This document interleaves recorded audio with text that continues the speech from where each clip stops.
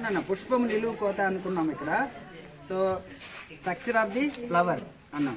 So ఇందులో వచ్చి sepals and petals ఉంటాయి. సో సెపల్స్ వచ్చి గ్రీన్ కలర్లో ఉంటాయి.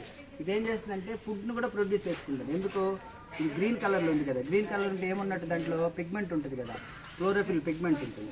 సో ఇలా ఉండి అట్ ది ఎండ్ ఆఫ్ అంటే ఆ సీడ్ వచ్చి మళ్ళీ ఫ్రూట్ వచ్చి ఎండిపోయిన తర్వాత టమోటో తీసుకున్నారు కదా, టమోటాల కాయ పైన కాడ ఉంటుంది కదా గ్రీన్గా, అది వచ్చి ఇదే అనమాట.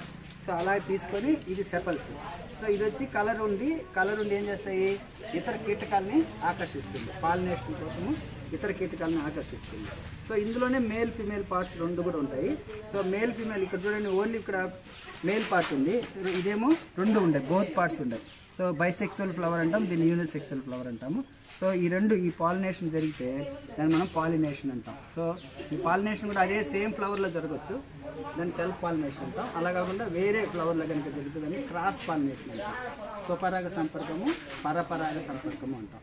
సో అలా జరిగిన తర్వాత దాంట్లో నుంచి మనకి ఒక పిండం అనేది ఏర్పడుతుంది. సో ఈ పిండం ఇలాగా ఇక్కడ ఏర్పడింది కదా, రైట్, పిండం ఏర్పడుతుంది. ఆ పిండం నుంచి మళ్ళీ కొత్త మొక్క ఏర్పడడానికి వివిధ రకాల దశలు అంటాం. దీన్ని సైకిల్ ఆఫ్ ఫ్లవర్ ప్లాంట్ అంటాం. ఇది నైట్కి మీరు ఒకసారి ఈ బొమ్మను వేయాలి, ఎందుకంటే ఇది ఫ్లవర్ ప్లాంట్ చాలా ఇంపార్టెంట్ అయినటువంటి భాగం.